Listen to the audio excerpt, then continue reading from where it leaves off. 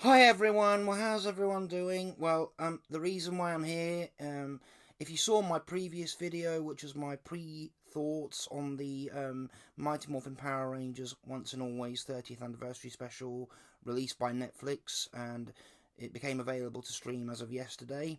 As I said, I would do that pre-thoughts video, and then I would do a proper review once I'd watched it, and I have watched it. I've watched it twice now. And including I've watched various parts of it multiple times. Okay, so Mighty Morphin Power Rangers Once and Always. What do I think? Well, I think it's really good. I really enjoyed it. Um, I'm not going to give away everything. I'm not going to give away the full plot, but just in case you haven't seen it yet and you want to watch this video, what I would advise is just to click out if you've not seen it yet, go and watch the special, then come back, so I don't spoil it for you, and then you can come and listen to me talk about it if you'd like. Okay, yes, so I'm joined by Tommy, the Green Ranger here. I thought, as a nice addition to this special review, let's bring in something related. Okay, yes, so I watched it yesterday, and as I said, I'm very pleased with it. I'm not to say that it is faultless, because it's not, but then again, people have to remember that this is Power Rangers, and it's paying homage to Mighty Morphin Power Rangers, which originated in 1993. Yep, I think the highlight for me was definitely the cast that returned. It was great to see Walter Jones and David Yost return to reprise their roles as Billy and Zach, because we haven't seen them come back. Although I know that Walter Jones recorded some dialogue for one of the characters in the 10th anniversary Forever Red in Power Rangers Wild Force, but to see him back as Zach and to see the to see the evolution in that character, and also mainly in Billy's character as well, as they're the two cast members that have come back from the original five, as well as the two of those two, we have Catherine Sutherland back as Kat. We have Steve Cardenas returning as Rocky, and we also have Karen Ashley returning as Aisha, and Johnny Young Bosch returning as Adam, and the new addition of Charlie Kirsch as Min Kwon, the daughter of Trini, which I must say, I was so impressed by her performance. I was so impressed, by the way she delivered the emotion. Some other people have said that they feel she didn't, that they feel she could have expressed the emotions better. She has to display because of what her character goes through. Because just in case, here's the first minor spoiler. In case you didn't know, the character of Trini, the original Yellow Ranger in this, dies. Yeah, she's killed off by Robo Rita in the opening battle of the episode. She basically jumps in the way of a spell Rita casts, aiming to kill Billy, but she steps in and saves him. And as a result, one of the main storylines of the special is Min coming to terms with the loss of her mother, and then Zach and Billy have since then become her guardians, because the opening battle begins. That opens the special is the first scene, and then it cuts to 1 year later then we find out that Billy and Zach have become her guardians, and they have now revealed to her that they were Power Rangers, plus also that her mother was, and she also has Trini's Morpher along with the Saber-Tooth Tiger Power Coin. Yep. Okay. Yes. So the next thing I will talk about is the villain. Of course, it's the return of Rita Repulsa, but it's Rita in this new form. She's still voiced by the fantastic Barbara Goodson. It was great to hear her just to voice that character again. I will say, I was personally, one thing that I found that I was a bit put off by the trailers is the fact that she comes back in the robot form. I understand the reasons why she had to come back in a different form, because the original actress who portrayed her in the original Sentai, or the Bandora character, unfortunately is no longer with us. Rita did come back as as a purely American character in season 2, but for whatever reason, so yeah, she's now known as Robo Rita because she's so she's returned as in this robot body, and the way that they actually handled this storyline was done very well. So I'm just going to give a brief synopsis of the plot. So we find out what has brought Rita Repulsa back to life in this new form is that because Billy Cranston, the original Blue Ranger, now is the head of his own science tech, known as Cranston Tech, and what he has been experimenting with are ways to find remnants of Zordon from the Z-Wave that was released and destroyed the United Alliance of Evil at the end of Power Rangers in Space. So he was looking for the remnants of Zordon after he sacrificed himself. But it turns out that what happens is some of Rita's evil energy that was separated from her life form, because if you may remember at the end of Countdown to Destruction, the In Space finale, Rita and Zed were both turned human rather than being turned to dust as most of the other villains. Rita and Zed and Divatox were actually purified and became human. But it turns out that not all the evil in her was destroyed, but some of the remaining evil, though separated from her life form, was floating about the galaxy. So when Billy thinks that what he's found is remnants of Zordon to try and revive him in his old energy tube, it's actually his technology that he's using accidentally activates the remaining evil energy of Rita, and what happens is this evil energy combines with Rita's evil spirit, basically combines with the Alpha 8 robot and possesses the body, and that's how Robo Rita is created. So she's basically this really weird looking robot body, but she's in the original suit as we knew she would be. So that was the one thing I think that was going to be quite off-putting for me. I thought, this is a bit odd to see Rita Repulsa back as a robot, but the way they I think the storyline that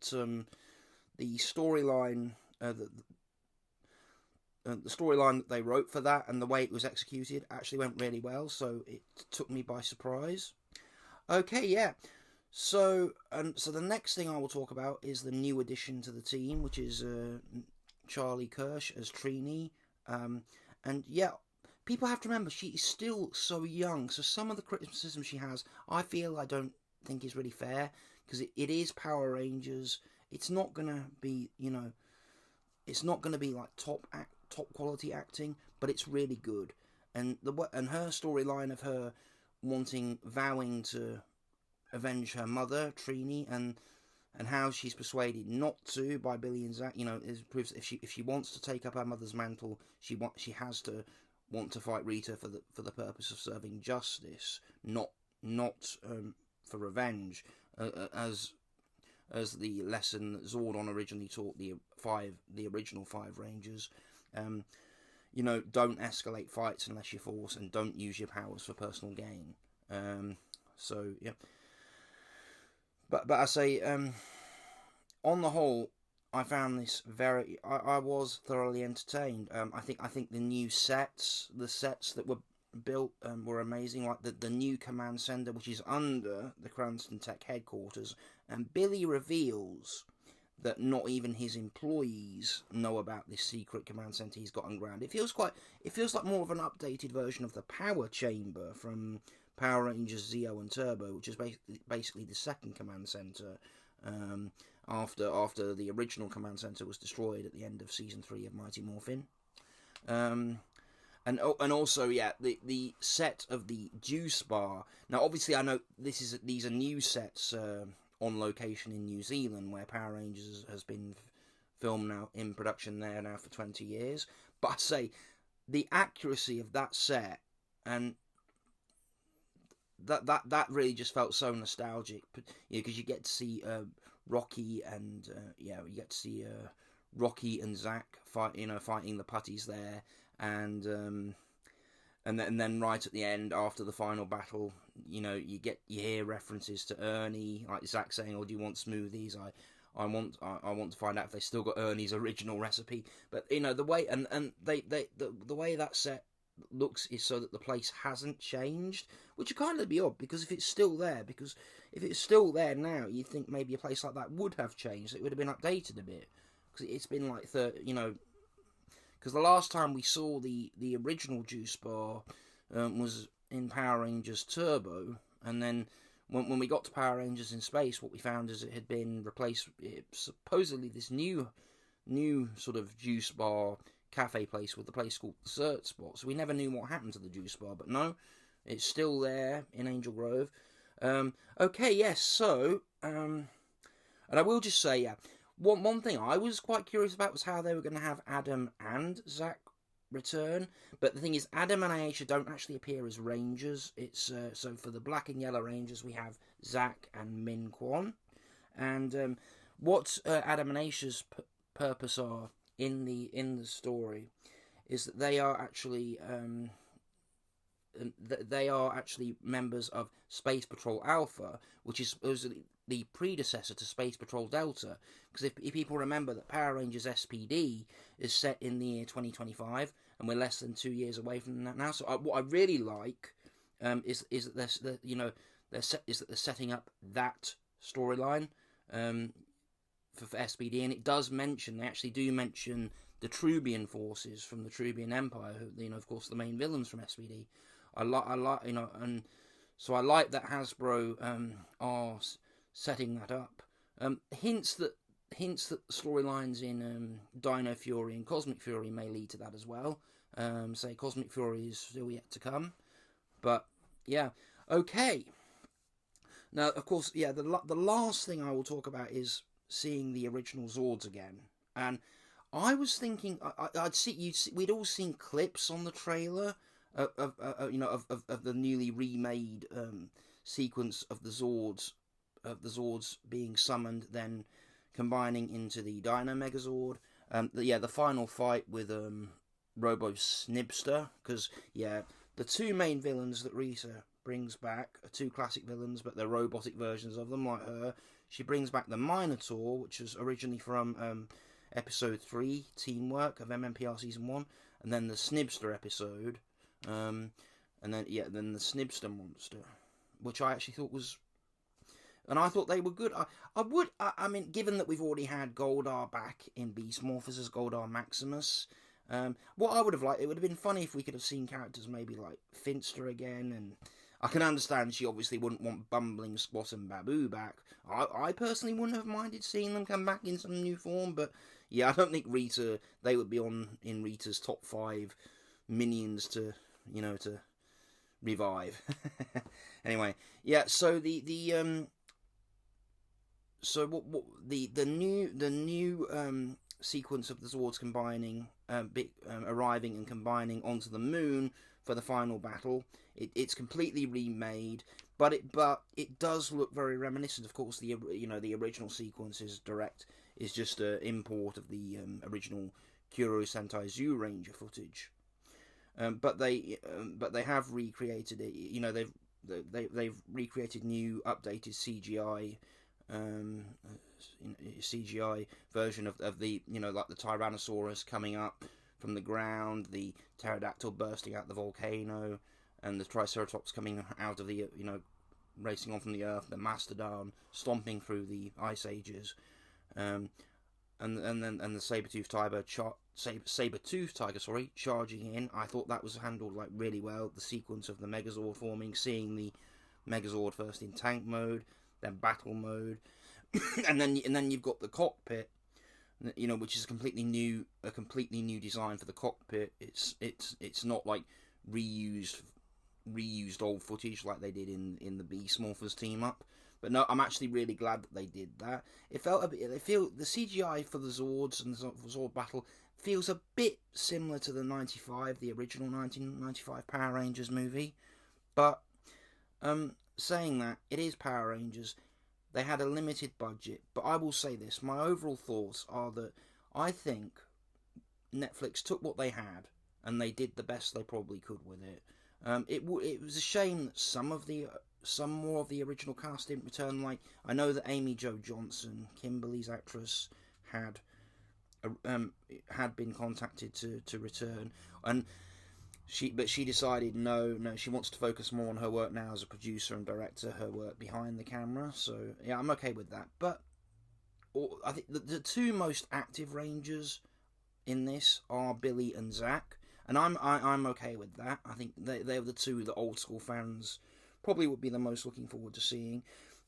Just a few other things are that they have used some recycled audio from the original series, from some old episodes, because they have the characters that we see, like the Green Ranger that we see there is supposed to be Tommy, apparently. So even though, rest his soul, Jason Frank is no longer with us, Tommy Oliver is still there. We know that at the beginning, we see the Rangers that we are in the opening scene are all the original six. So you have Jason, Kimberly, Zach, Trini, Billy, and Tommy. So yeah, and then for the purpose of them being captured, because Rita's going across the world and capturing as many Rangers as she can find, as references to some other seasons, like she's basically capturing all the Rangers she can get hold of to turn them into little action figures, which in some cases they've actually used. I know the figures that have been used in the episode are the Lightning Collection figures, and that's okay. And they've actually used the Zoo Ranger 20th anniversary edition Power Morpher for the Morphers. The new version of the morphing sequence, it's done very well. It's not like a recycled version of the original. It is a newly updated. But I like the fact that this time around they do say it's morphing time. Then you see the classic image of seeing their face inside the morpher, and they calling out the name of their animal. Not like in the Once a Ranger team up from Operation Overdrive, where you just had Adam saying it's morphing time, and then Disney, and then you see the recycled the new morphing sequence created by Disney, which honestly wasn't that impressive. But I think in this case they've done it well. So yeah, and of course it's good to see the putties again. The mature direction this takes clearly lets us know that this is something for the fans of old, because they, for the first time in Power Rangers, the villains actually use the word kill, as do the Rangers as well. It's clearly stated that Rita Repulsa killed Trini, and that she wants to kill the other Rangers, not destroy them. And also, when the putties are defeated, in fight, but then again they never were much of a match for the Rangers. They actually do properly dissolve in quite impressive CGI. Yeah, the visuals in this are good. So you can definitely see, even though it's paying homage to the original '93 series, you can clearly see how they've updated this. And for the first time, we actually get sequences of, at the very end, of Rocky stabbing, I think, Robo Minotaur with his sword without there being any sparks, and pure actually stabbing him, and him then pretty much disintegrating on the floor without any actual special effects. So no, they haven't held back on this like they would have to in most cases, being the main age range that Power Rangers is aimed at.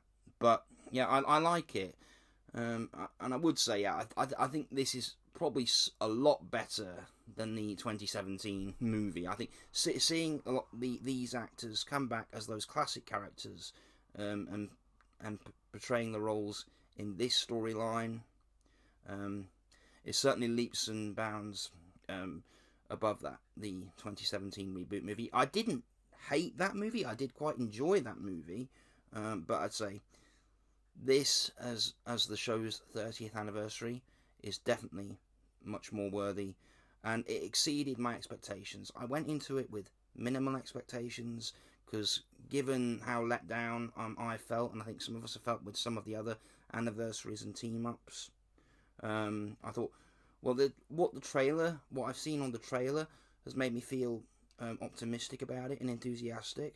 But I didn't think I was a part of me was thinking, oh well, is the trailer just showing us all the things we know we're probably going to like, and then we're all going to watch the special in its entirety and be disappointed.